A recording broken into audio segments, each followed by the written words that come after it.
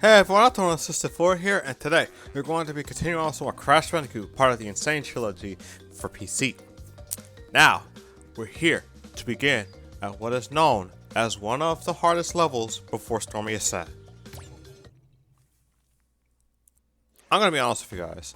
It's pretty clear to me that this is not the level that most people are thinking about when it comes to how hard a level is. Like, don't get the wrong idea. If you're entirely new to entirely new to Crash? Like, entirely new. This could be the level you could think of when it comes to that. But, like, to me, it's just hard, like, I was about to say whole hog. Freaking, High Road is just a strictly harder version of this level. And what's worse about this one is that I can't even get all the boxes here because I need another color gem. So, even if this is the hardest level, imagine having to come back to this level just for the jump. Granted, you don't have to worry about not dying here, thank goodness. Like, I feel like if you know how to do short hops and full hops on this, you could probably just hold up the entire time and just go through this. What's funny is that in OG you could do that. In OG you can actually do that. Just hold up the entire time and just keep pressing A when you needed to. Full hop, short hop, just kept going. It never felt like it just was that difficult of a level, even back then. But like I said, this is the part where the physics of the game starts to be more at a downside. It's not, again, it's not the worst thing in the world. It's just that when it comes to playing these two bridge levels, thankfully there's only two, it's just crazy how much the game just hammers you with, hey, you better get your jumps correctly. And no, I'm not gonna spoil that. I'm gonna save the. Oh, okay, the game's been out for 2 months now. Like, I gotta say this: someone had the nerve to bring this sucker back in a future Crash game. By the way, as you can see, there's clearly more of a level we have to do, but it's just someone had the gall to freaking reference this again. Who looked at that? Who looked at Road to Nowhere or High Road and thought, you know what? Let's be evil and bring it back. Like, come on, man. Oh yeah, there's also the thing about load screens. Now, as most of us already know, load screens are shit. They take away the time we could be having for our game before we have to take care of like our day-to-day responsibilities and stuff. But then, when you have games like this where load times are so short, not gonna lie, I was kind of worried that was gonna still crush me. But we have load times where you have games like this where it has extremely short load times, but they have stuff in the game where you have to actually pay attention to, like the hints. In this level, the game actually tells you, hey, you can't get all the boxes here because you need a purple gem elsewhere, which you can't get right now. So, if you want everything here, you're gonna have to wait until you can come back. But here it's like, hold on. It's just like, it's such a cool thing that we have shorter load screens, but it also kind of sucks because like, there's some parts, bits, and pieces of the level that you just can't really see. And like, say you can't even read the hint because you can't really take too much time to watch that, because by the time you do start reading it, boom, it's already gone. You gotta just freaking, oh my gosh. I don't know why they put it in the loading screens. I kind of wish that this game had a place to put all the hints in the game, like CTR for example. They actually have that in the menu where you just pause it and you can just check out any of the hints and tips that the game gives you about the general mechanics of CTR. But here, while it was clearly considered, while the tips were clearly considered for the sake of OG PS4 that had like insane loading times, it's just that there's really not much to see now. Now, when it comes to leaving out the level, it's fine. But when it's going in a level, it's like, I can't really see what you're saying now. Oh my gosh. Ooh, this is a pretty neat third level, isn't it? Sunset Vista. the second longest level in the game. And this is probably not the worst one it'll be for me when it comes to doing relics, but my goodness. Imagine, huh? Okay, that was weird. Anyway, imagine playing a level like this in OG, where if you die once, you have to start the whole. You'll understand more when we see more of the level, but like, it's just you have to start this whole level all over again. That's the kind of stuff that give kids nightmares. And funnily enough, some did. And I'm totally not talking about me anyway. Actually, how many lives do I already have, speaking of which? 86? My goodness. Like, if there's one thing that this game is very generous of, just like with the other games in the trilogy, it's the lives. They give you so many freaking lives in this version of the game.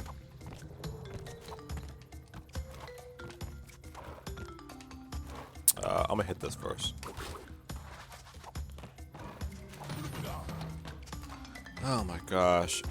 Like, I can just go on and on and on about how freaking great this game is for its like it's seeking and challenge from the players.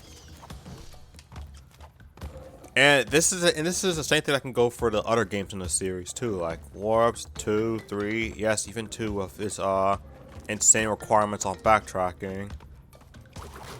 I'm not saying that 2 isn't a hard game, or heck, I refuse to call it a bad game. It's just when it comes to completing it, again, this is the same thing I said with Crash 4.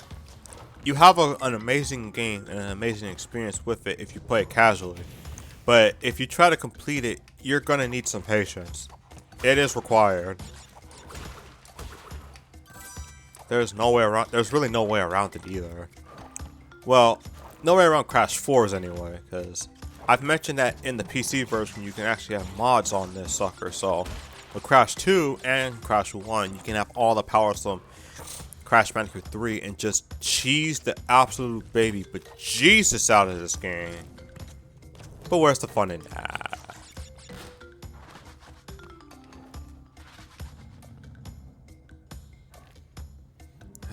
It's just so great that I'm even talking. Oh my god, I wasn't paying attention. Now, imagine dying there and having to restart the level just because of something like that. But anyway, as I was just starting to go in on, like, just the fact that I can actually start talking about Crash again to this degree feels so freaking great. And the fact that there was a teaser from the Crash Bandicoot account on Twitter that it was clearly a celebration for like Uncharted 4 and how like the two franchises are back together. How did that hit me? Or how the two franchises are together again at this point. But we all know the highlight of that freaking little bit that they showed us. There was that they were hiding something in the back. There was clearly too much about the whole Wumpa League and everything. I'm just like, bruh, what are they planning here? I want to see what they're planning. Come on. Come on. What? That's far enough. Okay. Oh my gosh. It's gonna be so great. Whatever it is. Maybe. Alright. Just maybe.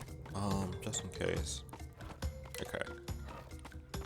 But yeah. The Cortex icons. The Cortex icons are basically what you need for the keys. And these suckers are not hard to get. They're actually a bit easier than I'd say the embryo bonus rooms. The only real thing that makes them difficult is the let's see, if I break, I have to get this in a certain order. Oh my god. Okay. But yeah, with the Cortex ones, like, they're not as hard as the embryo ones, but they are more essential because of how much you actually need the keys if you want to get some of the levels. And there's 2 levels that are locked off to these keys. I jumped!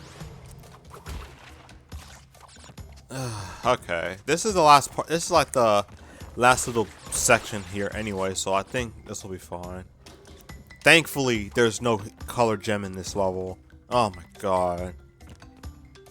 Speaking of which, You know that other level we just played, like Lost City, for the sake of getting all the boxes without dying.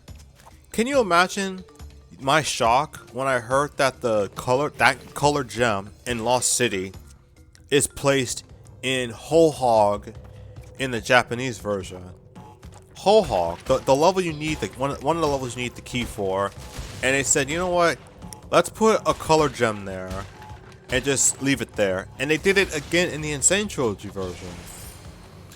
It's insane that they went out of the way to do that. Now, oh yeah, by the way, I'm pretty sure I've mentioned this before with the changes they made to freaking Crash 1, but the fact that you also cannot save the game normally on Crash 1 either was a bit trivial in my opinion. Like, these bonuses do actually have a purpose other than just giving you more lives, more Wumpa Fruit, and more stuff to explore. These were your only means of saving in that game. And I do mean only means. You can't save it through normal procedures like we can in Crash 2 or 3. You also could not save it without a memory stick. Like, you had to complete the bonus room in order to get it, or just look up a password online and just save from there. But online was not nearly as big as it was now, so the chances of a kid knowing that were pretty small. Alright, now we're on the final stretch, for real this time, because that's something I like about the level design in Crash 1. They actually tell you when the levels are going to end at some point. And that's something I feel like...